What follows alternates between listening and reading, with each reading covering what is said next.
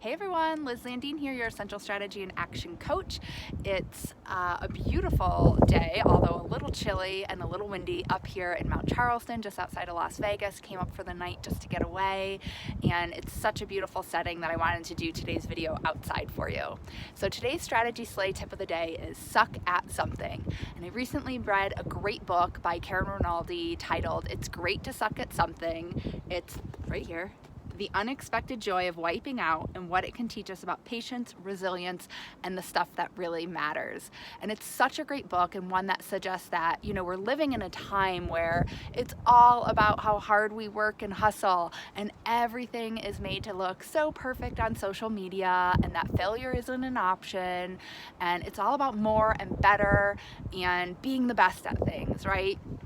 And unfortunately, many people are also feeling more overwhelmed, more anxious and unsatisfied and unfulfilled than ever. So the idea of sucking at something, and I'm not saying suck at everything, but finding something you enjoy, even if you're not great at it, forces us to shift our focus away from perfect and asks us instead to find meaning and joy in the resilience it takes to keep going. And when I read this book, I immediately related to it. There's lots of things that I've done personally. A few examples could be snowboarding, mountain biking, even CrossFit, which if you know me, you know I love doing CrossFit. But I'm not going to be a world-class athlete at it. I'm not, I'm good at it. But I'm not going to be, from a competitive standpoint, pursuing it. And I found myself saying, oh, I'm not good at these things, and then feeling bad about the experience because I'm not a world-class athlete in these areas. And this is totally silly because I haven't put in the time or the effort to be one, right? And needed to achieve that level of success. But that's also partly, I think, the perfectionist in me, feeling like I can't enjoy myself if I'm not being the best at it. And after kind of shifting my perspective and reframing how I look at it, I've since been able to say, well, okay, I won't win any awards, and I'm totally fine with that because I'm not actually interested in being the best at this.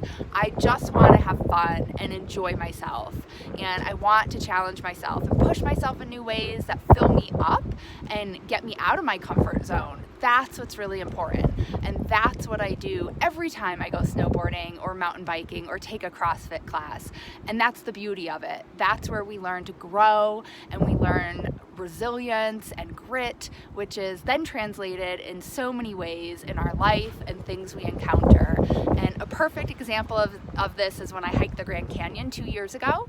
It was a solo trip. It was 14 miles down, 14 miles back, and I specifically remember on the hike out getting to a point where I was so tired and so sore, but I found myself being so grateful to my experience with CrossFit because it's taught me to just keep going. And I might be struggling, and I might not be, going as fast as everyone else, but damn it, I'm actually having a good time, and I'm exercising my mind, I'm exercising my body. I've spent time in fresh air and outside, and my soul is satisfied, and I was really overwhelmed with joy and happiness. And again, that's what matters, right?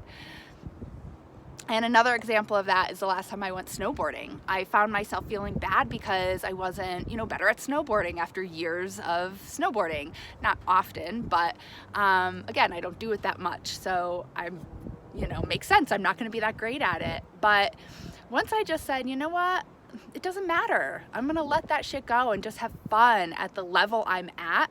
I was able to spend, this gorgeous day in the mountains with my boyfriend. We had lots of great laughs, had fun. I challenged myself, but it was amazing just how great I felt once I shifted my focus towards just having a good time, and that's a total game changer. So the moral of the story is suck at something so you can persevere without the pressure of perfection. I love that. I think, that's beautifully simple yet so powerful, and I've gained so much joy and peace from letting go and letting in what really matters. So I hope you'll give it a try as well. And I think Miss Rinaldi says it best, which is to embrace imperfection and find joy in the pursuit rather than the goal, right? So it's the pursuit that we grow. It's in the pursuit that we grow, we expand, and we become our best selves, which means we're opening ourselves up to adventure, and that's super exciting. At least I think so. So the main messages for Suck at Something: first, if you're not great at something, it's okay. Second, let go of perfectionism and follow your curiosity instead. And then third, by doing so, you'll open yourself to a world of adventure through the pursuit rather than the goal. Hope you found today's strategy slate tip helpful, and look forward to connecting with you next week.